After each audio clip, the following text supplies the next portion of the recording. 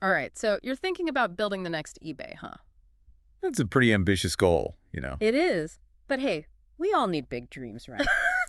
We're taking a deep dive today into this article, How to Build a Website Like eBay in 10 Steps. Sounds interesting. It is. It's got me thinking, though. Is following eBay's exact path really the best way to go? That's a good question. I mean, just because they're a giant doesn't mean they've got it all figured out. For sure. I mean, they're huge EE. 1.2 billion monthly visits, a market value of $26.52 billion. Wow. 135 million active buyers, and over $9.8 billion in annual revenue. Yeah, they're definitely doing something right. But they also have their fair share of issues, right? Oh, absolutely. High fees for sellers, counterfeit products, there's room for improvement. Definitely. I think what we need to figure out is what makes eBay, well, eBay. Yeah, what makes them unique? Because maybe there's a way to do it better, right? Absolutely. So their size is one thing, but it's more than that, Okay, I'm listening. It's that peer-to-peer model, the global reach, and that whole system built on buyer and seller feedback. Their reputation system, right? Exactly. So the article kicks off with step 1, which is identify a strong marketplace idea. It seems obvious, but it goes deeper than that. Oh, how so? It really pushes you to think about what's missing in the existing marketplaces out there. I see. Find the gaps. Exactly. Like, I don't know, maybe you're super into vintage clothing Yeah.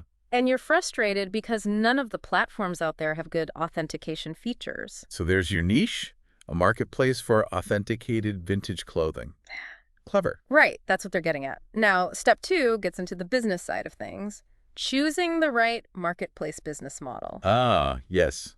The money part. And there are a bunch of options. Commission-based sales, subscription fees, advertising revenue, even lead generation fees. That is a lot of options. How do you even begin to choose? That's what I'm wondering, too. It feels like we need to go beyond just listing the models and really weigh the pros and cons. I agree. What do you think about looking at how eBay's model evolved over time? That's a great idea. I mean, they didn't start with the model they have now. Right, so maybe by seeing how they adapted, we can get some insights. Yeah, it's a case study in how to be flexible. I like that. So it's not just picking the right model, it's being ready to adapt. Okay, on to step 3. Start with a focused scope. So, not trying to boil the ocean right away. Exactly. The article is all about channeling that early eBay vibe. You know, back when they were all about Beanie Babies and Pez dispensers. Okay, so starting small, I get it. It just makes sense, right? Well, yeah, when you start small, you can move faster. You learn faster, too. Yeah. And you're not risking everything on a single launch. It's like laying a strong foundation before you build that skyscraper. I like that analogy. So Yeah. even if you dream of creating a marketplace for everything under the sun, maybe it's smarter to find a niche first. To test, refine, and build a loyal following. Exactly. Then you can expand later once you've got a solid base. Okay, next up is step 4, and this is where things get real. Pre-validate your marketplace idea. Ooh, okay. The proving ground. Before you pour all your time, energy, and money into building something. You want to make sure there's actual interest, right? Precisely. Talk to potential buyers and sellers. See if your idea resonates with them. Build a landing page, maybe run some targeted ads. See if people are clicking, see if they're excited. Because if no one wants what you're building... Then you're better off knowing sooner rather than later. Exactly. Okay, now for the techie part.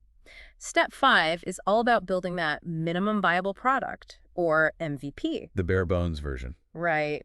The article mentions using things like Next.js, Node.js, and PostgreSQL. Sounds like a foreign language to me. For me, too. But basically, those are tools that help you build a website. So it's the back-end stuff that makes it all work. Exactly. The point is, you don't need to build the most amazing, feature-rich platform right out of the gate. Keep it simple. Yep. Focus on those core features that allow buyers and sellers to do their thing. Browse, connect, and make transactions. And you can always add more bells and whistles later. Exactly. Okay, step 6 is where things get tricky. Onboard your first sellers. It's a classic chicken and egg problem. Oh, yeah, I see what you mean. You need buyers to attract sellers, but you need sellers to attract buyers. So how do you break out of that loop? Well, the article actually suggests taking a page from eBay's founder, 𝐕𝐢𝐝𝐻𝐻.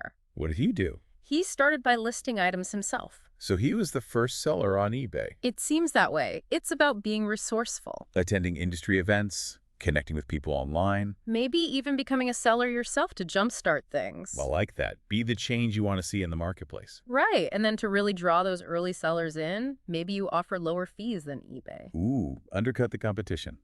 Bold move. Or you really play up the brand building opportunities on your platform. Make it clear why your marketplace is the place to be. Exactly. It's all about creating that initial buzz. Okay, so now we've got our MVP, we've got some sellers. Time to launch this thing, right? You'd think. Step 7 in the article is launch your marketplace. Let's pop the champagne. Hold on there, partner. The article recommends starting with a beta launch first. Ah, a soft opening. Exactly. It's like a dress rehearsal before the big show. You know, test the waters with a small group before opening it up to the whole world. Precisely. Iron out any kinks, make sure everything's running smoothly. That makes a lot of sense. Okay, so then how do we get those first actual buyers? Good question. It's like a party, right? No one wants to be the first one on the dance floor. Oh, I totally get that analogy. It can be tough to generate that initial momentum. Yeah, so what's the trick? Well, the article talks about a few different strategies. Okay, let's hear them. You can tap into your seller networks, for one. Okay, leverage those existing connections. Exactly. Then there are online communities. Find your target audience where they already hang out. And of course, targeted ads can help. Get the word out. Spread the excitement. Precisely. Step 8 in the article is reaching problem-solution fit. Now this one, I gotta admit, it's a bit abstract for me. It's about making sure your marketplace is actually, doing what it's supposed to do. Solving the problem you set out to solve. Right. You want users? Sure. But they need to be finding real value. Completing transactions, coming back for more. Exactly. If you're seeing signups, but no actual buying or selling, That's a bad sign. it means you might need to go back to the drawing board. Rethink the concept, tweak features. Maybe even pivot your entire approach. All based on user feedback. That's the key. Step 9 is reach product market fit. This feels like, I don't know, the holy grail. It's definitely a sign that things are working. It's when you really know you've hit on something, right? Exactly. Your marketplace clicks with your target audience. You see that hockey stick growth everyone dreams about? Yeah, that's when things get really exciting. I bet that's also when investors start knocking, right? Oh, absolutely. Investors love a good growth story. It's like, hey, look at all these happy buyers and sellers. Give us your money so we can grow even faster. Exactly. The article talks about how eBay's early success attracted investors. It was proof that a well-executed marketplace can be a gold mine. Speaking of eBay, they've obviously expanded way beyond their initial focus on collectibles, right? That's true. It wasn't enough to just dominate the Beanie Baby market. Which brings us to step 10, scale into new markets. Ah, the expansion phase. So what's the smart way to go about this? Well, it has to be strategic. Not just growth for growth's sake. Right. You want to consider things like geographic expansion. So going global. Or adding new product categories. Something that complements your existing offerings. Maybe you form strategic partnerships. To reach new audiences. It's all about leveraging your success and building on what you've already created. Okay, so we built this awesome marketplace. Buyers and sellers are happy. Now for the nitty-gritty of running the thing. That's right. There's more to it than just the platform itself. The article lays out some key considerations. Things you absolutely cannot ignore. First up, they talk about the user interface. Ah, the look and feel of the website. I guess even in the digital world, aesthetics matter. They matter a lot. It's your first impression. Your shop window, right? If it's clunky or confusing, people will bounce. No one wants to waste time figuring out a website. And these days, mobile is everything. If your marketplace doesn't work seamlessly on a phone, you're in trouble.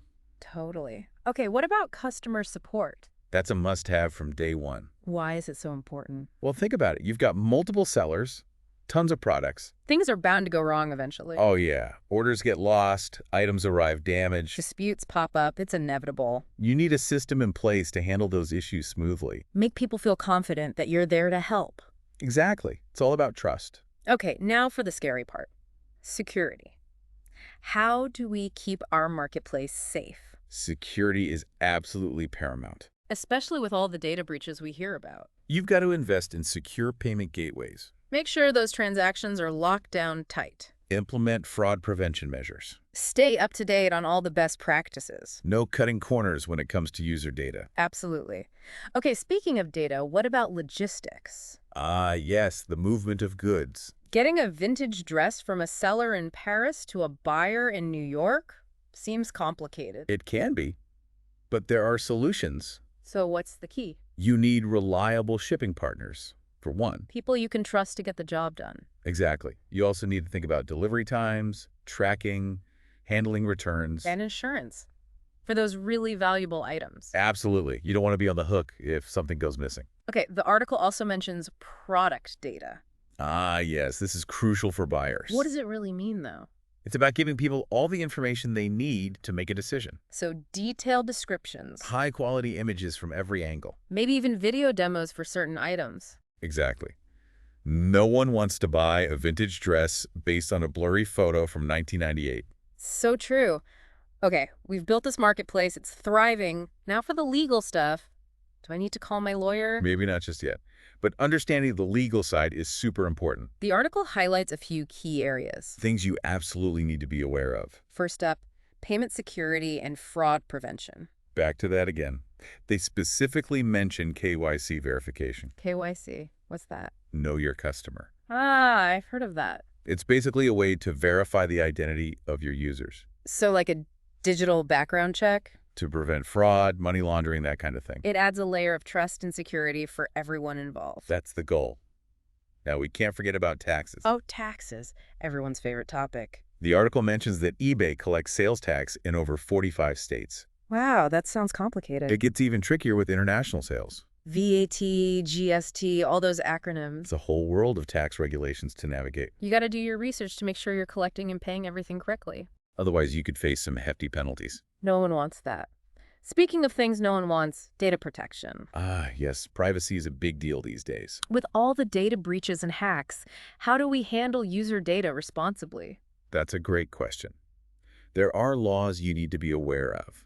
Like? Well, GDPR in Europe, CCPA in California. Okay, those sound serious. They are. They give users more control over their personal information. And companies need to be transparent about how they use that data. Exactly. Users even have the right to be forgotten. What does that mean? They can request to have their data deleted from your systems. So no more hoarding data like a dragon. It's about respecting privacy, building trust. Seems like trust is a recurring theme here. You're absolutely right. A successful marketplace is about more than just technology. It's about community, security, transparency. It's about building something people can rely on. Wow, we've covered a lot of ground today. Building a marketplace is no joke. It's definitely not for the faint of heart, but the potential rewards can be huge. The article even talks about platforms like ShareTribe that make it easier than ever to get started. You don't even need to know how to code these days. It's amazing. So for someone listening who's been dreaming of building their own marketplace, what's the key takeaway? Is becoming the next eBay a realistic goal? I think the real question is, does it need to be eBay 2.0? Maybe it's about finding a different path. You're saying it's not about replicating their success, but about creating something new. Exactly. Remember all those pain points we talked about? The things people are frustrated with in existing marketplaces. Yeah, like the lack of authentication for vintage clothing. Right. Maybe there's a better way to do it. Or maybe you see a need that no one's addressing yet. Like a marketplace for rare houseplants or handcrafted pet accessories. See, it's about solving a specific problem for a specific audience, not trying to be everything to everyone. So what's the first step? Should our listener go buy a domain name right now? The first step is to really nail down that problem you want to solve. What are people struggling with? What do they wish existed? Get clear on that need before you do anything else. Exactly. Once you've got that, you can figure out the rest. The business model, the features, how to attract those first users. And remember, you don't need a massive budget or a team of engineers to get started. Start small, build that MVP, test it out in the real world. Get feedback, iterate, refine. Don't be afraid to make mistakes along the way. Those mistakes are often the best learning experiences. You got that right. Building a marketplace is a journey, not a destination. So, for everyone out there with that entrepreneurial spark, we leave you with this question. What unique problem will your marketplace solve? What gap in the market are you going to fill? What value will you bring to buyers and sellers that they can't find anywhere else? That's the key to building something truly special, something that stands out from the crowd. And remember, there are resources out there to help you on your journey. Websites like WebNexus, communities of fellow entrepreneurs. You don't have to do this alone. So go forth and build something amazing. We can't wait to see what you create. Best of luck out there.